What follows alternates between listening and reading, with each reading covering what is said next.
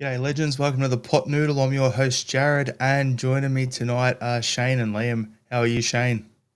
I'm doing well, mate. Just doing the drumming to the intro music as we were waiting off stage there. Kind of fell in line with the weekend. Got out to see some live music for the first time in a little while.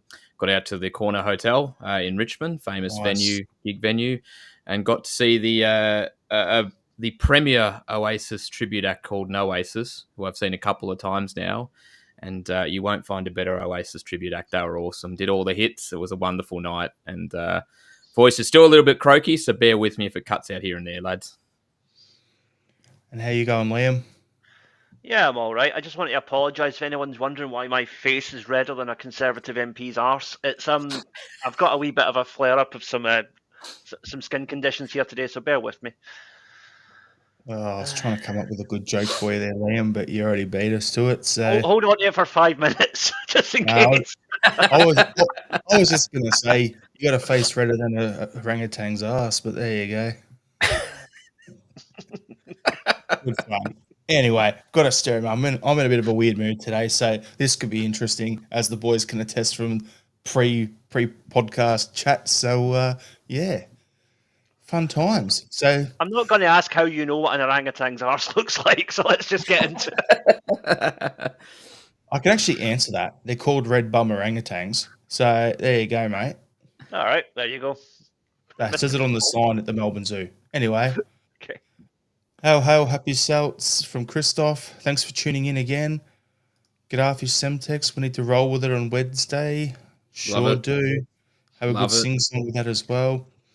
Makes the long day on a Thursday for us getting up, watch the game, going to work. Makes it so much better when you're coming off one of those results. So we'll definitely be talking about that on today's episode. We'll have a little bit of a transfer talk. We're going to talk about the weekend's Scottish Cup game against the one and only greeting Derek McInnes and his Kilmarnock side. And yeah, I'm sure we'll go off on quite a few tangents because we already have. So good fun. So, Shane, Killy, we beat them 2-1. The starting lineup, I'll go through it as usual. I don't think there was any surprises because for me, I wanted it to be a dress rehearsal leading into the upcoming Champions League game. So I'm pretty certain that's going to be the same lineup later on when we do our squad stuff for the Champions League. But yeah, it was Schmeichel in goals, Johnston, Carter Vickers, Trusty, Taylor across the back. In the middle of the park, McGregor, Engels, Atade. Up front, Kyogo with Kun and Maeda in there. So pretty much full strength. I don't think there's any way. There's probably only one position you could rotate in and out if you're questioning it. What position would that be, Shane, do you reckon? I'd be, for me, probably midfield, Hatate or Bernardo. That's exactly what I was thinking. So, yeah, with the rumours going around at the moment about, what's his name, Valle and all that sort of stuff, yeah, I'm really not thinking it's going to be much. It's going to be Taylor the majority of the time. But, yeah, what was your thoughts, Liam, with the starting lineup? Yeah, pretty much as expected, I think, really. No real surprises for me. I think that we have to kind of treat games like this as a rehearsal for the bigger games that are to come afterwards. So I think Wednesday night, Thursday morning for us, we'll probably see, if not the same team, then very close to that team get out against Young Boys. So, Shane, I'll fess up to everyone. I'm having massive internet problems at home, right, at the moment. So all I've got is my phone to watch things on. I'm actually hotspotting or doing this pod tonight. So if my internet drops out or anything, that's the reason why. So I haven't actually been able to watch the Killy game from start to finish because I couldn't really get a good stream of it. So I'm relying on you boys for the thing. So Shane, I'm giving you a free rein here. Waffle as much as you want. Give us the talk about the first half goals and all of that. It's a very dangerous move. I'm worried you'll regret it after I get 15 minutes. I'm just going to get the tissues ready. Go for it, Shane. I'm not going to say anything that arousing. Don't worry.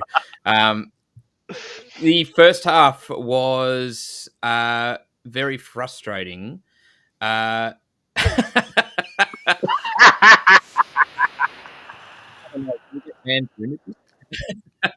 Is it weird that I have that saved in there because it gets referenced that many times on this podcast that I just have that sitting there and no overlays to just throw on the screen whenever?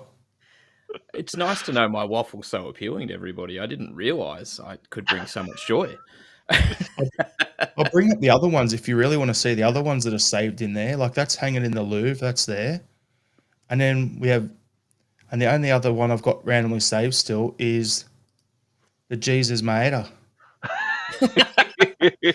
That is a good photo. I like that one a lot. But anyway, all right. So it's a frustrating first 45. In fact, you can extend that to the full 90, but I'll focus on the first half for now. We played, in my opinion, really well. I actually really enjoyed the way we played. I thought we moved the ball really well. I thought we made every effort to shift the ball quickly, and in particular tried to get the ball into space over the top of their defensive line and turn their defenders around, get them heading back towards their own goal. And I thought we did that really well. I thought we were doing a really good job of getting in behind. The frustration purely comes from the amount of chances that we spurned.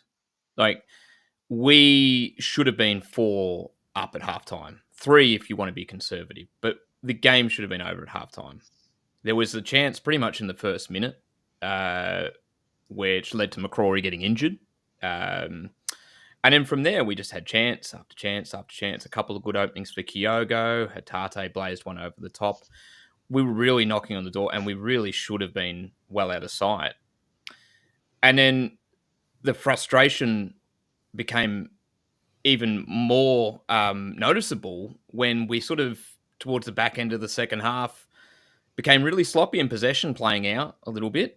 And we were a bit slack with our passing, and we invited the pressure on us and invited them onto us. And you could just sense they were going to score from it, which they did, unfortunately. So a game that should have been well and truly within our keeping at halftime, they go in on parity at 1-1, and you're sort of scratching your head going, this is not a reflection at all of this first 45 minutes. So great play, but frustrating overall, really. I'll jump in with a couple of things before we give you the floor here, Liam. So, first half, from what I've seen in the highlights, yeah, as Shane said, we're wasteful. Should have been up a lot more. The only thing I want to add that Shane barely touched on, the shiner that McCrory got couldn't have happened to a better dickhead. But anyway, over to you, Liam. Is that purely because he played for the Huns for about 10 minutes, or is there some actual reason you don't like the guy? Correct. You figured it all out. Once a Hun, always a Hun. Oh, well. Yeah, I mean, pretty much you guys have covered everything, because I only saw about 15 minutes of highlights as well, but seems like we should have been out of sight within the first half an hour, really. And there's always the danger you're going to get caught with that one chance when it is only 1-0. So that's what happened. But luckily we regrouped and we learned from it and we came out. And in the end, I think, although it was only 2-1, I think we were pretty comfortable. So I'm going to jump on here before we get into it. So the first half goals, we've spoken about how wasteful we were. Kilmarnock's goal, brilliant.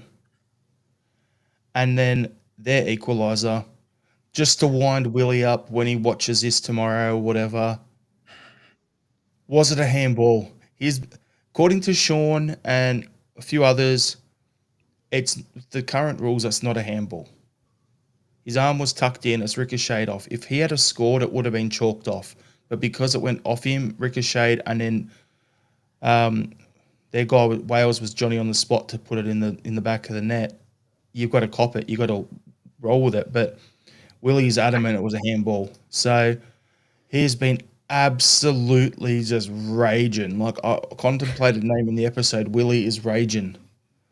But, I come up with a better one.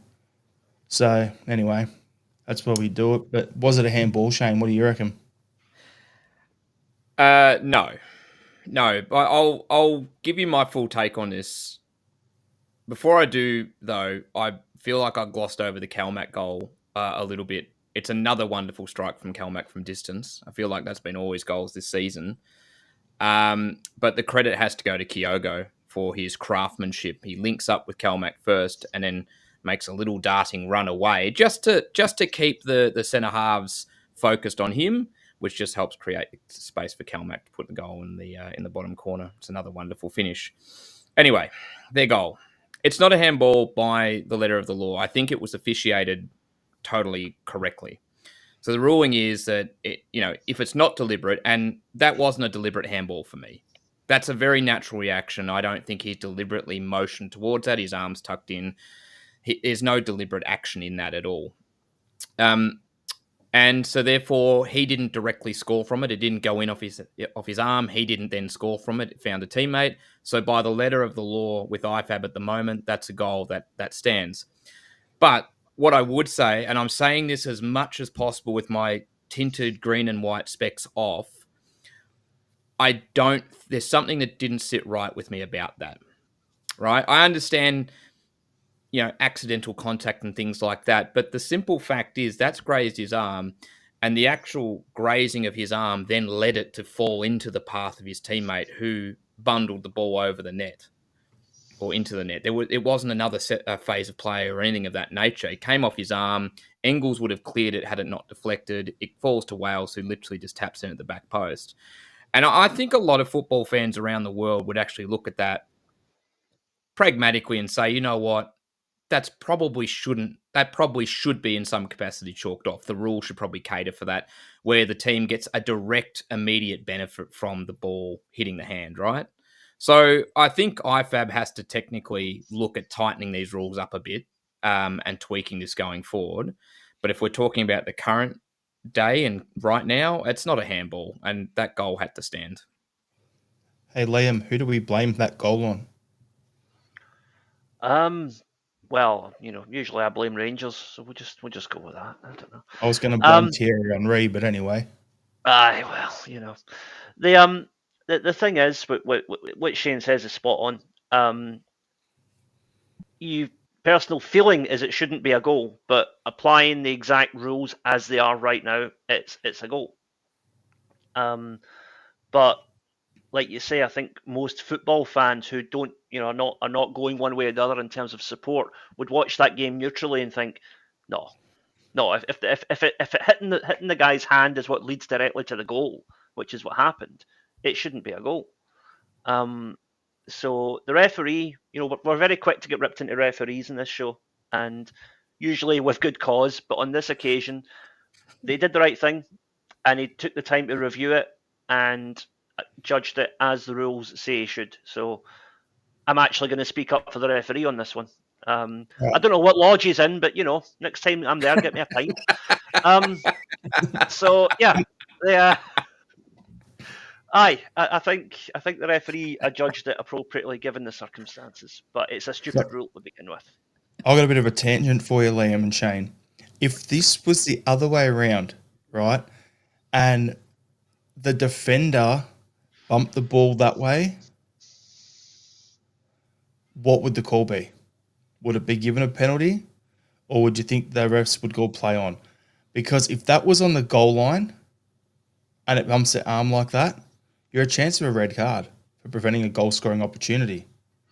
So I'm just thinking on a completely different...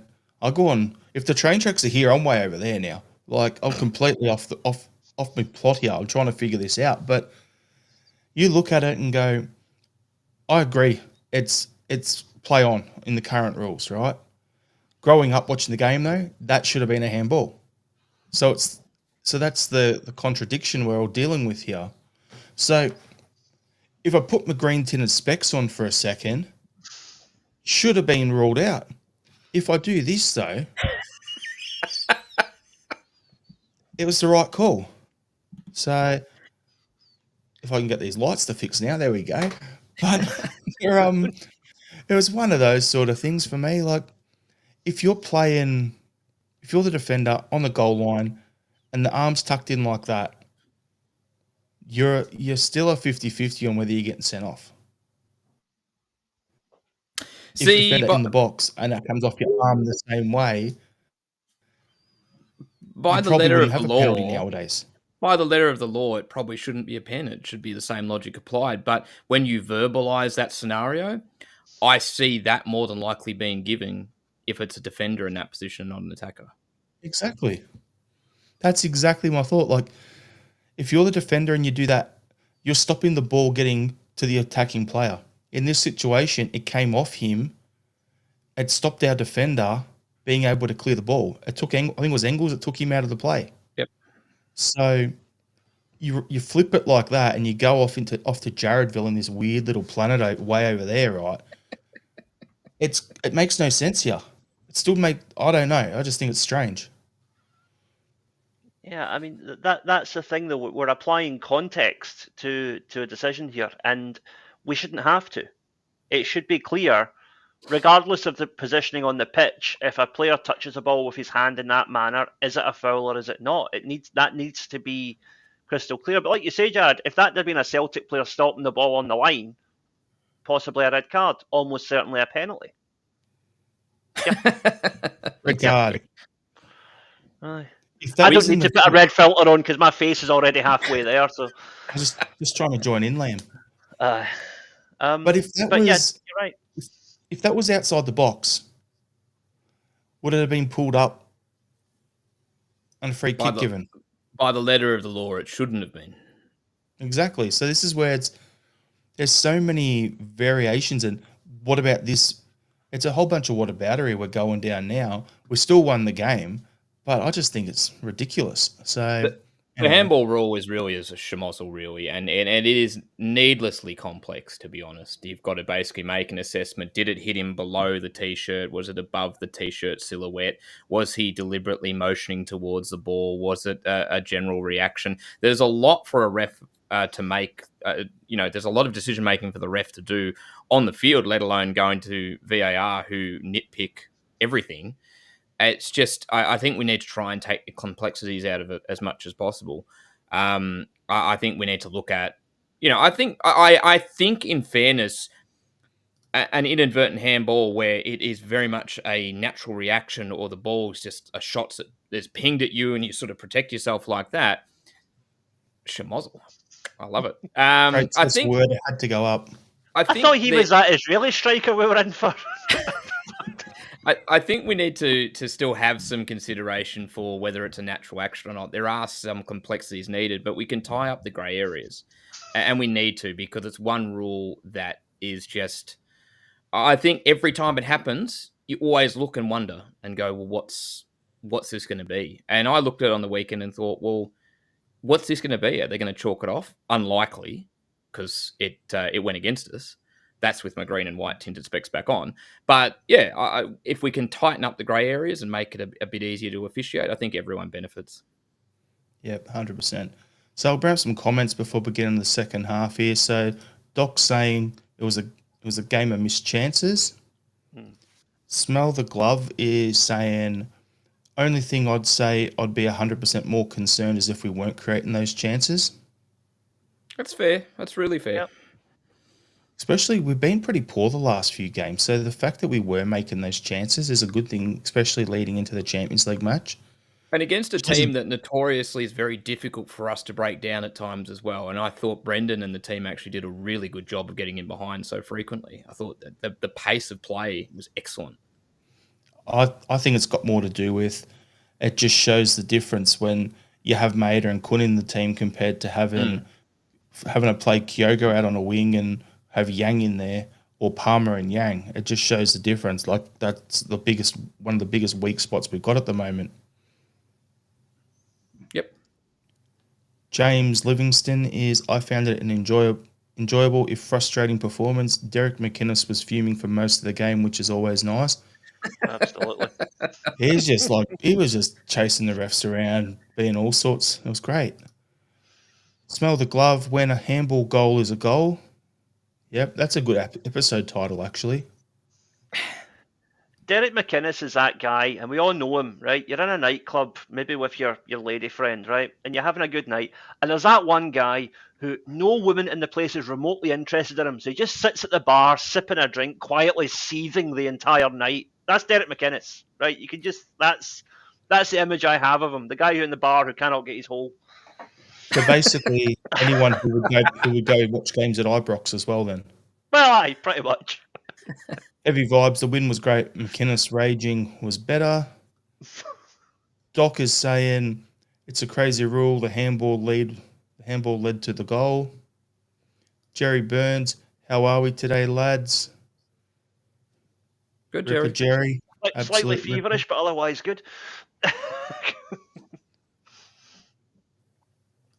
Jerry Burns is crazy rule. The handball, if it hits your hand, blow the whistle. And then Doc saying what we were saying. Would it have been a penalty if it hit a Celtic player on the hand? Oh, yeah, 100%. 100%. It would depend if we were box. playing Rangers or not. You know, I mean, let's be honest. Don't worry about that, Liam. Who's in the VAR box? Who was refereed? No Huns as well. True. Jerry's saying, I wish they get some transfer business done. They always leave it till the last minute. I think it's going to be surprisingly good, but we'll figure it out. Here we go. Doc saying, same crazy rule. If you trip a player on the right on the 18-yard line, it's deemed as in the box. Yet a ball bouncing on the goal line is not a goal. Good point. Doc's coming up with some good stuff tonight. Doc's on fire. I love it. Yep. Are you Willie in disguise? Had to. Jerry's saying we need to be more clinical against young boys. And Smell the Glove is McInnes, usually too busy with his players' wives. Allegedly. I think you clicked on that before reading it. I sure did. But I stand by that. Just the way you tailed off. I'll put it up on the screen a second time. There you go. So, Shane, second half. Waffle some more. Here we go. I was going to say it. So they were buoyed by that goal just before halftime. And I thought for probably the first 10 minutes in the second half, I wouldn't say they were the better team, but I thought they matched us, and I thought we were still pretty sloppy in possession, and we weren't playing with the same rhythm we were in the first half where we created all the chances. And then probably around the 55th, 60th minute, I thought we got back into rhythm again. And in particular, I'll give Hatate a big shout out here. I thought he was integral in that second half to us getting momentum back again, and he was dropping deeper to get on the ball with Kilmarnock and just spraying those balls forward. And again, you summed it up perfectly, Jared. When you've got the likes of Kun and Maeda and even Kyogo to run into that space, you can just put those balls over the top. Now, credit to Lewis Mayo. He always has good battles against Diaz Maeda. He's one of the few people in the league that I think can actually go as close to with pace with Maeda as possible. And I thought they had another pretty good battle again. But I thought from the 60th minute onwards, we got back into rhythm again, which was enjoyable. And we replicated what we had in the first half, which was we played very well and then continued to spurn chances again. And again, we probably could have put another 3 or 4 past them in that second half. And yet we only scored the one. And it was a really good goal, a really good build-up play. Kyogo drops to get on the ball, plays it out to Kun on the right. Kun cuts inside, and credit to Kyogo again. If you watch Kyogo's movement, I've given him a couple of shout-outs already, but not only does he get involved in the build-up of the goal initially, but he then makes a darting run into the box, which just dragged one of the centre-halves ever so slightly out of position, which frees up this passing lane for Kun to play it to Maeda. And fair dues to Maeda, I don't think Kun hit that pass anywhere near as well as he wanted to. Maeda had to take a touch and steady himself instead of being able to hit it first time. But it's still a lovely finish past the keeper, past O'Hara, who filled in for McCrory. And then from there, we just continued to spurn a couple of chances despite playing well. I think the Ida break late in the game probably really summed up our performance. Won the ball back, gets tackled in our half, doesn't go to ground, keeps the ball. It's a 3-on-1. Ida, Kun, and I think Maeda was still on the pitch at that time. And, the defender commits to Ida. He plays it into Kun, lays it off perfectly. All Kun has to do is just put it past the keeper. He goes with his left and misses. And it was a 3-on-1. There was no other Killy player within sight or defender within sight. and yet we still managed to spurn that chance. And I think that kind of summed up the game. Really good play, and then just couldn't bury it. But overall, still a very pleasing performance with what I saw, but just frustrating by the fact that we didn't win by more. Question for you, Shane. How was Scales at left back again?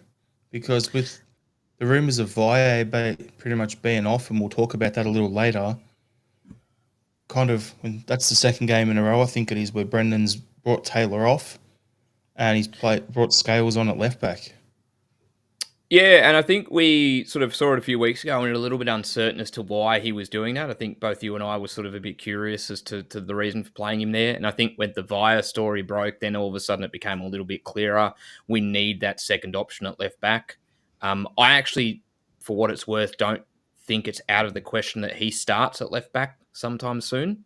I think that is genuinely a possibility. But to answer your question, he was okay. It was a 10-minute spell. I didn't see anything too drastic. I was monitoring him a little bit. He does seem to sort of invert still. He tries to follow what Taylor was doing. He doesn't seem to stay on the outside and provide width like Via does. He does seem to sort of invert as well. So almost a like-for-like replacement, just a bit bigger sized. But, solid without being spectacular. He's only on for about 10 minutes. Okay, cool. Liam, what do you got to add? Not much. I think you guys have pretty much covered it. Maeda took his goal really well. I think that needs to be said. There's been questions in the past about, he's got the pace, he's got the stamina, but his finishing needs work. I mean, that was a beautiful finish. Really, really well taken goal. And at a time when we're under pressure in the game because we're not winning, and he stepped up when he needed to, and good finish. It's kind of funny though with Maeda. It's like what's the easiest way to sum it up? A conundrum inside a paradox, inside an enigma, in terms of the way his ball control is.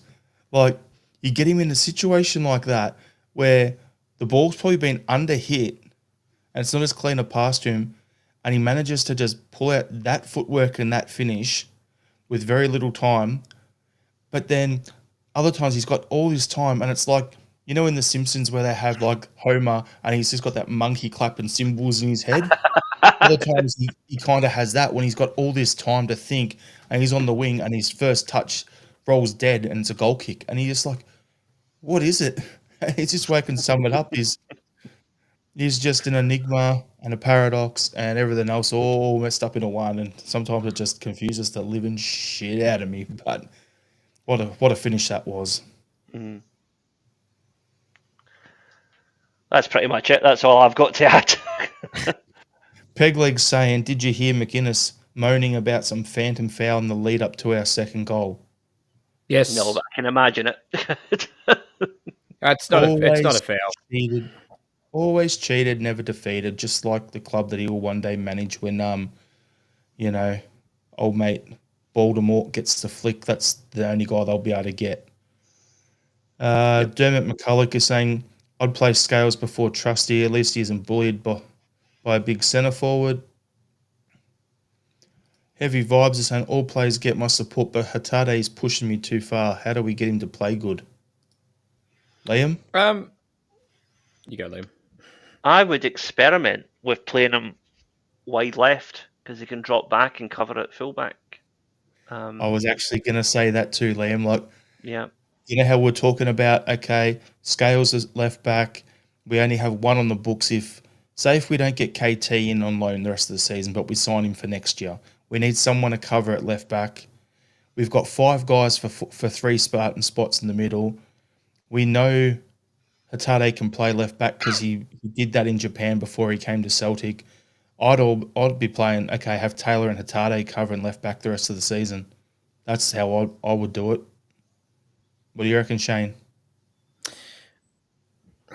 No, I'd take a slightly different angle to this. I actually thought he was one of our better performers. In fact, I thought he was arguably up there with he wasn't my man of the match, but he was definitely in the conversation. And I thought he was really important in the second half. And it seemed like the game that really suited him, where he was able to drop deep, get on the ball. There's lots of space for him to spray those passes left and right. And he just grew as that half went on, and his involvement, he almost had the kind of same input that McGregor usually does in terms of being that midfield fulcrum. So, look, he's definitely frustrating, don't get me wrong, and there's times where you sort of look and he's off the boil, and that Ibrox game is still very much firmly in the memory bank, but I thought he was definitely one of our better performers against Killy, and what I saw is what I'm used to seeing from Rio, and I still think he can deliver that on a pretty frequent basis. Fair enough then, Shane. I'll take that on board. However, if you've got two options to have, so Greg Taylor's your starting left back, and then your only other options are you can move Scales out and put Trusty on, or you've got to drop Hatade back to left back, or you go a Neil Lennon special and put Kelmack at left back and put Bernardo on. What are you doing? I'm probably leaning on the Trusty Scales option, to be honest. Liam, what are you doing? Yeah, I'm kind of looking that way as well. Yeah, I think I'd be on the same page as Shane in that regard. I was hoping you were going to give me a silly answer. Okay, Liam, what are you doing? And you'd respond saying flicking the bean or something like that. No, that comes later, which is what she said. Anyway, moving on. We went there. Jeez, Shane's like, can I get off the pod now? I've done my match review. I'm done, right? He's like, put me in timeout. I'm had Done enough. his service. Get him out. Put the check in the mail, please. So, any other players? What's that check's name? Anyway, I set you up for that one. Any player focus you wanna touch on there, Shane? I think we've covered it. I think I've covered it. But I probably Kun. I thought Kun, who I haven't given a big rap to at the moment. I thought he was pretty good, if not a little bit wasteful as well. But it's amazing what he brings when he's back in the starting lineup, and just his ability to get on the ball, and his driving runs are incredible in the way he just sort of gets the defenders to sit off him, and when they commit, he just easily gets around them, and you know exactly what's going to unfold, but yet it seems like he still has. It seems like he's still got all the cards in his pocket, right? It's incredible, and he probably underhits the pass to Maeda, but the build-up leading to that and the driving and the actual ability to find that pass alone, it's just wonderful wing play with him cutting in. And I think it just highlights just how much he's added to us this season. He's been incredible. Yeah, fair enough. So, I'm going to bring up this comment from Michael McDonald. Scales has been brought on, I believe, because Brendan knew Kilmarnock and Ross County were just going to shell balls in for the last 15 minutes. Makes good sense too. Spot on. Yeah. So it's being able to figure out what we want to do. So what we'll do, who's your man of the match, Shane? For me, I'm going to rattle mine off real quickly. My man of the match is Brendan Rodgers. Because the dunce of the match is Derek McInnes. So I just wanted balance. I'm going to lean on Kyogo. I love Kyogo's overall game. I thought his work rate was fantastic. I thought he led the line really well. He dropped deep when he needed to. He's involved in the 2 goals in sort of both a direct and indirect way. You know, that he sprays those little passes out for the build up for both goals. But then crucially his forward craft, which is the most impressive thing, and I didn't notice it until watching the highlights back today. Just his ability to make a smart delayed run, which commits a defender to him, which creates a space for Kelmack to get a shot off and opens up a passing lane for Kun to find Maeda. It's just smart team play. But he was involved in everything, really, and I thought his overall game was fantastic. So Kyogo to me with Kelmack just behind. Liam? Similar rationale, but I would go for Kun. I just think that every time he got the ball, he looked dangerous. He was constantly getting involved, and yeah, he looks like he's really getting back to his best, which is exactly what we need going into midweek. Just because of what you guys have said, I'm just going to big up Engels. I think that 6 months that Kun had second half of last season to embed himself. Engels is at that point now where he's embedded himself, he's settled, and he's off to the races the last few games. So, yeah, I just wanted to give him a bit of a rap too. Yeah, So we'll go into some transfer rumours. So we're talking about the left back position before. So it looks like Valle is off to Como in Italy, which only leaves Greg Taylor on the books at left back. We've spoke about, would it be Scales? Would you play Hatade there? Would you try to bring someone else in on loan rest of the season, a la Kieran Tierney, if we sign him on a pre-contract? The other option that's not getting spoken about, would you look at it and go, our B team haven't played a game since the 21st of December? Would you look at it and go, Mitchell Frame, who they got high raps on, send him across to Austria to Admira Wacker, bring Matt Anderson back in and give him the exact role that Valle was playing, backing up Taylor for 6 months for the rest of the season to get a good look at him? I actually think that could be a good situation because that's a year and a half Anderson's had over in Austria. Why not give him a chance to be that, play the exact role that Valle is playing? We've been developing someone else's left back. Why not develop our own young, promising, up-and-coming one? What do you think, Shane? Or potentially, buy the board and just play Mitchell there as well and have him as backup. But I agree with you. I think the Matt Anderson thing's a great idea, and you get an idea of just the quality he possesses, and you get a closer look at him, particularly playing for us in our system under Rodgers and playing in the league, right? I think a little bit of this conversation is also dictated by what happens Champions League-wise, whether we make the next round or not. I think if we actually do progress any further, we might be looking at an option to get a more senior left back in, either as cover or potentially to challenge Taylor for the spot. So I do like what you suggested, I really do, but I also think that probably the result against Young Boys, to be honest, really dictates what we do next in that position. So I'm a little bit undecided. Michael McDonald just schooled me in the comments here saying Adam Montgomery is still there. Completely forgot about him. So thanks, Michael, for pointing that out. There's still an option. The reason I went the way I did there, Shane, with saying put Mitchell Frame across to Austria and bring that in is because Frame's only been playing really in the B team, so in the Lowland League. So I'd rather him get 6 months playing, actually potentially playing in senior football, and have Anderson, who's had that 18 months worth of that, come in. I think it'll make him probably more ready for our first team than having Frame come in. That was the only reason I said that. But what are your thoughts, Liam? Yeah, I mean, with the greatest of respect, I don't think any player should be expected to go from the Lowland League to the Premier League. It's not realistic. I would much rather have someone who's been playing senior level football in Austria coming in if it was a choice between those two. But I think what Shane said is spot on. I think if we win on Wednesday, then it opens up a whole new market in terms of not just the left back, but the whole team. We could be looking at bringing in 2 or 3 more players than we would otherwise have done if we know we've got another Champions League round to come through. Because the other thing is, whoever we sign right now, it's not going to help us against Young Boys or Villa because we can't play them. So there's no point. Go out and sign Kieran Tierney today, and it's not going to matter because we can't use him in a meaningful match until the end of January anyway. So it's a case of get through with what we've got just now. And at the moment, that's Greg Taylor, +1. And then reassess.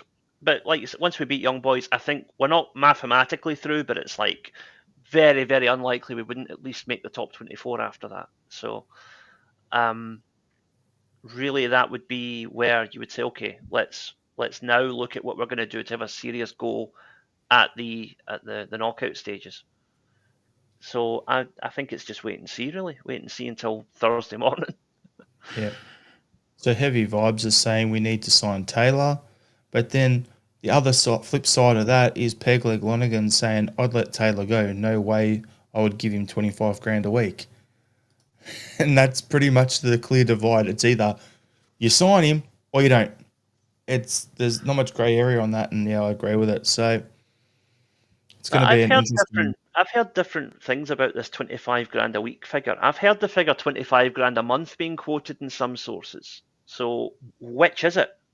is it 25 grand a week or 25 grand a month? Because 25 grand a month would be reasonable, I think, for a player at his level. 25 grand a week, a tad excessive, but he would get that with a mediocre English team if he really wanted just the money. So on that, Liam, apparently he asked for 18 last time around and got 12 a week. And that's why he changed agents. So now he's asking for 25, trying to make up that money that he's just missed out on. So if he wants to stay with us, he'd probably sign for us for maybe 16, 18 sort of thing. He's still getting a pay bump and he'd be a backup potentially. He's not going to get 25 and be a starter. We need better. No, I mean, we can get a player from an emerging league who is better quality for that kind of money, if we're being brutally honest. There you go, heavy vibes. 25 grand is only the first ask, exactly. Yeah, I think this could come down. I'm not 100% thinking he's off just yet. I think when those negotiations really sort of come to the crux of it, and I think if it came down to, say, 18 or something like that, maybe what he initially asked for last time, maybe he'll change his tune and actually sign on. But again, if he signs on, he's probably signing on as a backup. Let's be honest, if he stays with us long term, he'll be the backup. He's not going to be our first teamer. If we bring in, say, Tierney, which has been rumoured, and the reason we're speaking about this for that reason, Tierney's going to be the starter. He's taken a massive pay cut himself to come to the club, to come back home. So Taylor will be his backup. We play 50, 60 games a season. Tierney's only probably going to play 30. Let's be honest, because we'd nurse him through it, especially his first year at the club. So there's going to be those games there for Taylor to play. So it makes sense. But at the same time, I'll look at it and go, if Taylor really did want to leave, as you guys were saying, he could have signed elsewhere in the last 20 days. He's been free to do that for the last 20 days. He could have, if he wanted to go to Watford, for instance, or if he wanted to go to Millwall or someone like that, if they put an offer in front of him, he could have signed it and they'd probably pay him 30 grand a week. Comfortably. They'd outbid us even for our starting wages. So I think that's still plenty of time to play out there. So some of the other transfer rumours, apparently Newcastle are monitoring Kun. They can take their Saudi blood money and shove it up their ass as far as I'm concerned. Kun's going nowhere. I knew Liam would like that. Bernabei has officially left the club. It's been announced, finally. And then one of the others around is Lewis Barry from Villa. He's been dominating. I think, was he at Oxford United, was it? Or I can't remember where he was on loan, but he's been banging in the goals. But apparently he's gone to Villa. The talk is they want to keep him, but potentially be 10 million for him to come up the road to us. Could be a quality signing there as well. So then you've got the usual suspects, Orsetta, Kvistgarden, and about 7,000 other wingers. Because how many did we have last time when Rogers left the club? We had 14 wingers. He's at Stockport County, Louis Barry. There you go. So I had no idea. And he is banging in the goals at Stockport County. Yeah. So just bringing up some more comments. James is saying, is it Taylor playing funny buggers with the money or is his agent? Probably the second one. Yeah, more likely. Absolutely. Pegleg is saying I would keep Valle. He's better.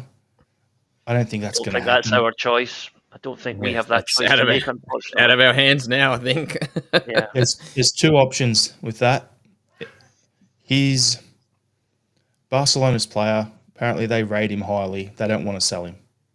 So the only option is, if they're not willing to sell him, we activate his release clause at about £3 million. But then, does he want to stay in Scotland? Or does he want to go play on, just by Lake Como in Italy, instead of being in, having to tolerate a few more months of a cold winter up in Glasgow? What's he want? It depends on things, right? Stephen Healy saying, I would let Taylor go and Kyogo if you got 10 million for him. Give me more for Kyogo. He's not going for 10 million. That's too low.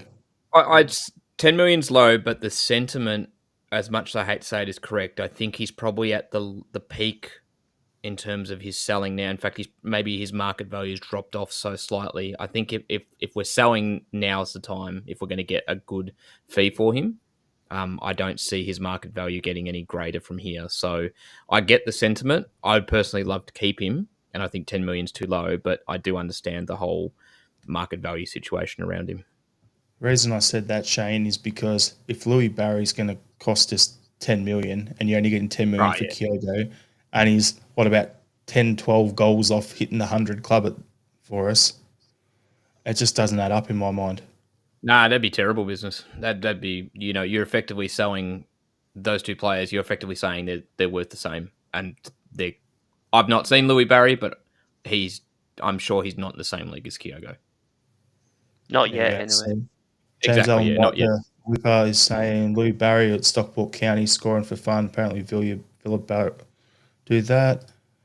McLaughlin is saying that Middlesbrough want Louis Barry and they're preparing for 17 million plus bids for their striker.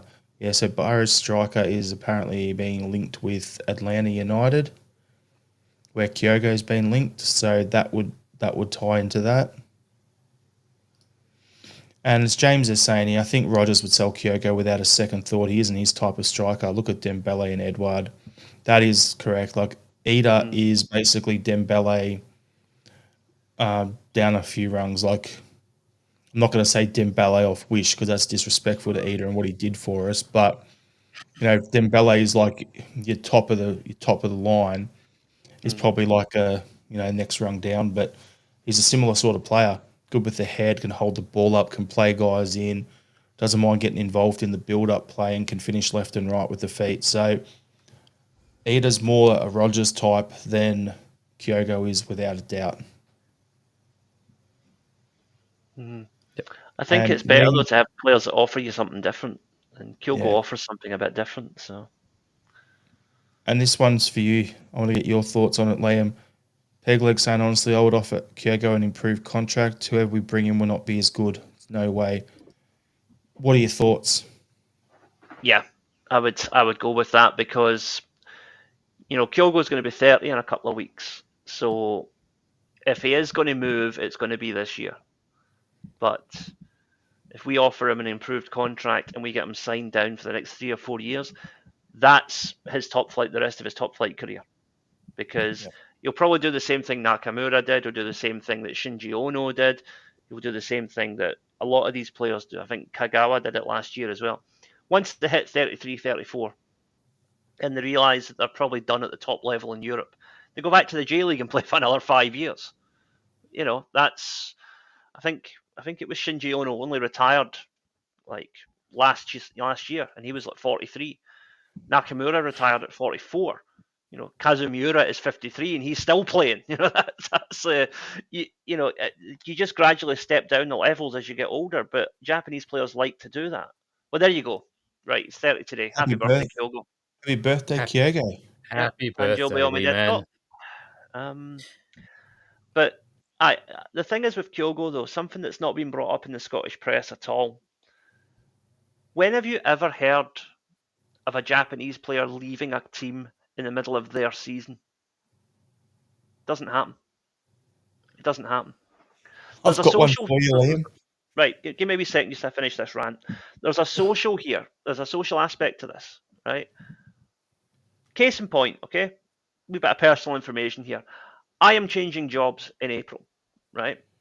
But I found out in December that the job situation was going to change. Now, a lot of people in other countries would have been like, as soon as they secure something else, they quit and immediately go to the new job. Japanese people don't do that, right? If you leaving a job mid-contract is a massive no-no over here, right? Like that would get me blacklisted from so many other companies if I walked from my current job, right? And I think there's a bit of that with footballers, because I don't remember a high-profile Japanese player leaving in the middle of the season of the team that he was with. Please correct me if I'm wrong. I don't remember it. What I was going to say, but you had to finish your rant, was exactly this at McLaughlin saying Kyogo came here halfway through the J League season, so he's done it before. Shit. Oh dear, that's me just being torpedoed. Thank you, keeping me humble, guys. Yep. Could have saved you some hassle there, but let you go. What I would say to that though is that at that point, Kobe's season was effectively over because they weren't going to win anything. Right. They were out of contention for the title at that point. I just wanted to jump in and maybe give Liam a bit of space to get over that that comment. But look, I just wanted to basically back up everything. The suggestion from Pegleg and also what Liam said. I'd absolutely offer him an improved contract. I think it's all fair to say that we've all sort of sat here and thought he struggled a bit this season. He's failed to find his rhythm. He hasn't hit the heights of previous seasons, and yet he's equal top of the goal scoring charts in the league. You know, like for a poor season, his output is still very good. And definitely over the past few weeks, and I was really impressed with him against Killy and against Ross County. He just looks, to me, there looks to be a spark there that I didn't see earlier in the season. And I agree that I don't think we could bring in anyone that would replace him. Not just from a output perspective, maybe we could get someone to match him, but he brings so much more than that. He's a personality. He's a figurehead of the club. He leads by example. He's loved by the fans everywhere. He's so much more than just a contracted player who scores goals. And I think when you're talking about replacing someone like that, you have to take in all of those elements into account. So I'd absolutely sign him on an improved contract and keep him there. Exactly. I don't have Christmas baubles of any other Celtic player other than Kyogo, so that says it all. Guy's an absolute legend in my opinion. But yeah, it's been an interesting one. See how it all plays out. While I find a quiet corner and commit seppuku, I'll be right back. You're all right, Liam. Oh, I really made an arse of myself with that one, didn't I? God. Hey, just be thankful it was on here and not on Axon. That's all I'm going to say. Let's be honest. How many people are going to see that on here compared to on that channel? Oh, God.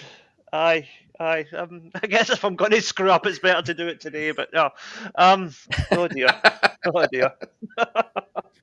So what we'll do is we'll just roll into previewing Wednesday's Champions League game. So we're playing Young Boys Burn at Celtic Park, 7 a.m. Thursday morning kickoff for us here in Melbourne.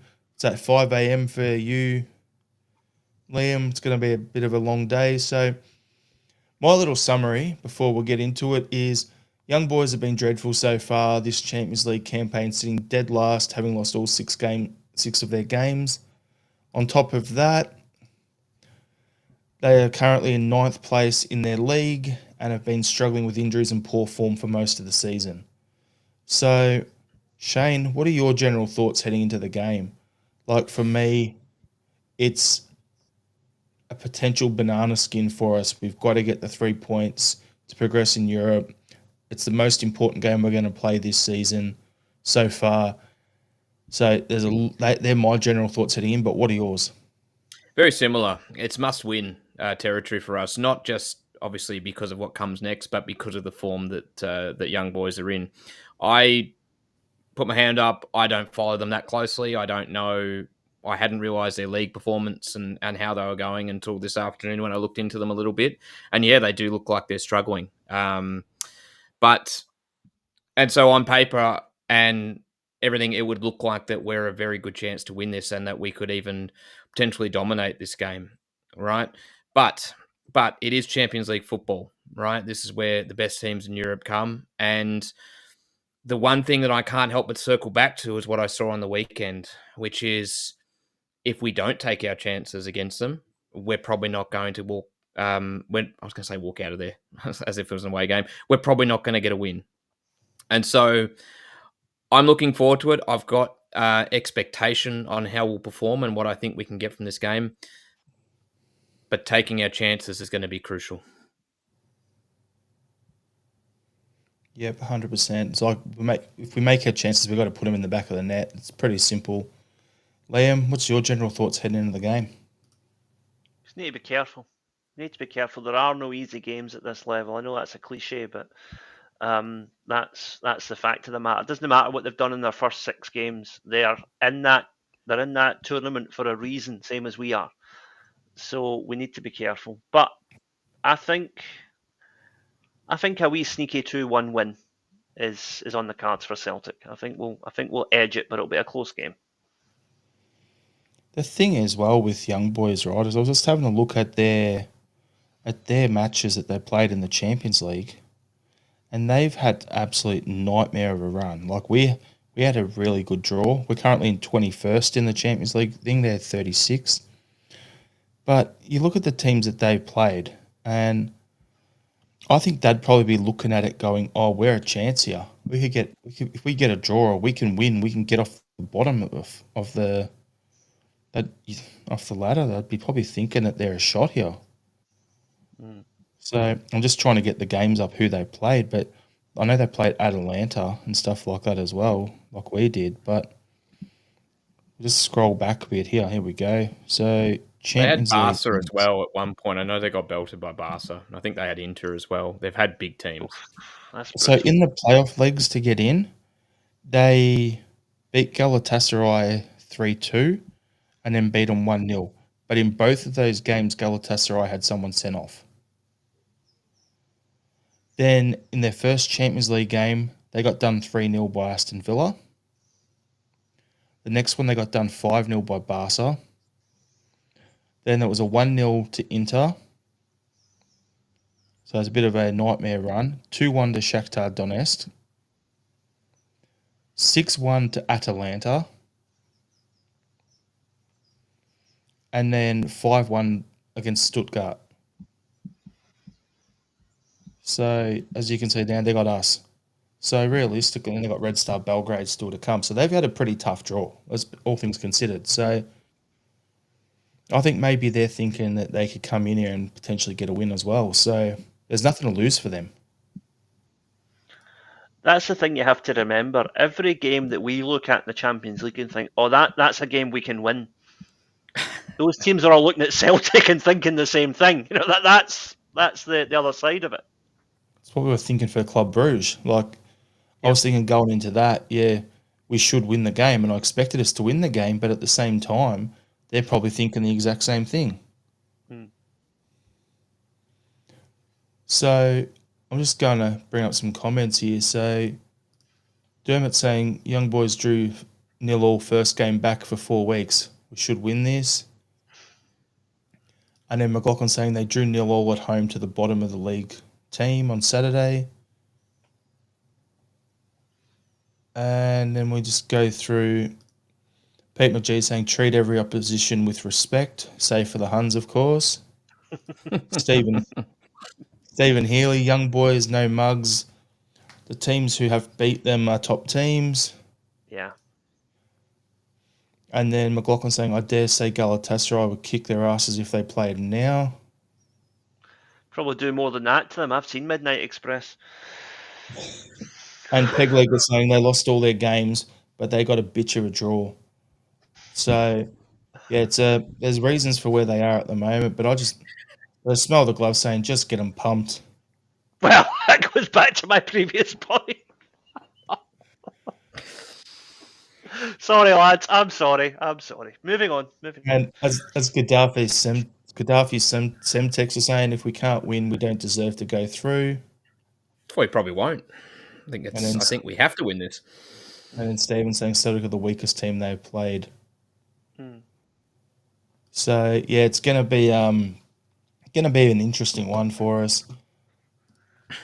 So what do you think our game plan will be, Shane? Are we going to get out there with our high press and get after them, or do you think we're going to take the pragmatic approach, lay off it a bit, recycle, and just drive us all mental and try and a 1-0 will do the job, right? Let's not get it twisted. But what do you think their game plan will be?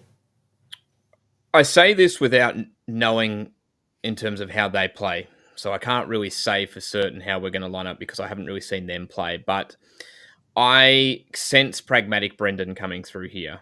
I think the importance of the result outweighs the need to play a certain way. And if we don't win this, it's going to be very difficult for us to get through to the next round. without things falling our way. So it's a must-win, and on that basis, I think Pragmatic Brennan comes out, and so I see us recycling possession a little bit. And I probably, just based on their league form and not knowing them very well, probably expect them to sit pretty deep, and they're probably not going to be too dissimilar to some of the low block teams we come up against when we play in the league. So, and that basis, I think we'll be pretty cautious as well. Make sure that we're tight at the back, try not to get hit on the counter and things like that. Yeah. Liam, what do you think?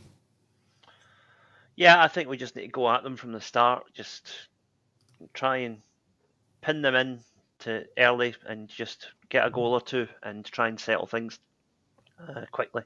Because the longer it drags on, the more nervous the players will get, the more nervous the crowd will get. So just hit them early and try and, get a goal or two up if we can. I think if we can do that, it could be another Bratislava. This could go. It could be a Bruges or a Bratislava, depending on how that opening half an hour goes. Yeah, I look at it just shock and awe. Get the crowd on them, get us on them. No rest for the wicked and just go for it. So, smell the gloves saying, I worry about us fannying about at the back and getting caught out. Stephen Neely saying, but we'll beat them. Pete McGee is saying, if I was a betting man, I'm not, I'd put money on a nervous night on Wednesday with us winning narrowly. Well, that's pretty much what I said. And then James is saying, the playing out from the back was the reason we lost the goal versus Bruges. So, yeah, it's going to be, and McLaughlin saying it could be another Spartak Moscow 2-1 and edgy. That was the last European game I was at Celtic Park. Wow, that was a while ago. And then Smell the Glove saying, we all know young boys will man-mark Kilmarnock. Well, if they've been watching any of our recent games, yeah, they will. And then they'll try and target our left back and left centre back combination. So, are you expecting to be a high-scoring match, Shane? And, yeah, go on. No, sorry, I cut you off. Were you going to say something further? No, don't worry. No, I guess I was going to say 3-1, so I guess that's somewhat high scoring, to be honest. So it could go either way for me, but I wasn't expecting it to be high scoring. Like, I don't think we'll put 5 past them or anything like that, but I think we can get a 3-1. What do you think, Liam? 2-1. We'll win, but it'll be a squeaky bum one. Yeah, so for me, I'm thinking it's going to be a 3-2. So, starting lineup, I'm going with the exact same lineup that played against Killy on the weekend. 100% exactly the same. That's my starting lineup. Liam, any changes, or are you going with that as well? No, I think if you look at past precedent, Rodgers has usually treated the game before as a kind of dress rehearsal. So I expect, unless there's any injuries, it'll be the same team. And Shane? Yeah, exactly the same team, but with a slight caveat, and this is very left field, but I would not be surprised at all if Rodgers decides to start Scales at left back ahead of Taylor. Well, they do have some size up front, so maybe that's an option. And that's what, because you just mentioned before about teams and how they target that left back position and that left side of our defence, and particularly with the long balls coming in. And it just would not surprise me after seeing him get subbed on a couple of times that Brendan might go down that path. I think it'd be a stretch, and I don't agree with it. I would still stick with Taylor, but it just, if the team sheet came out and Scales was starting at left back, it genuinely wouldn't surprise me. So, one thing I would say in countenance to that is I think Scales might come on in the second half, because let's just say hypothetically we're ahead in the game and we're trying to see it out. Keep Taylor on and go to a back three, and have Scales as the left side of that back three to kind of shore things up behind Taylor, assuming that young boys are going to try and play to that vulnerability. Mader at wing back, because he basically busts his gut up and down the wing anyway. 3 centre backs. Johnson at wing back on the other side. There you go, Liam. Yeah. So I'll bring up some comments here. So Pete McGee is saying, I'm going 2-0 to us. And he's saying same lineup as Saturday. McLaughlin saying the same. Although he said I'd prefer Bernardo to Hatate though. James is saying, has McCowan not earned a start on Wednesday?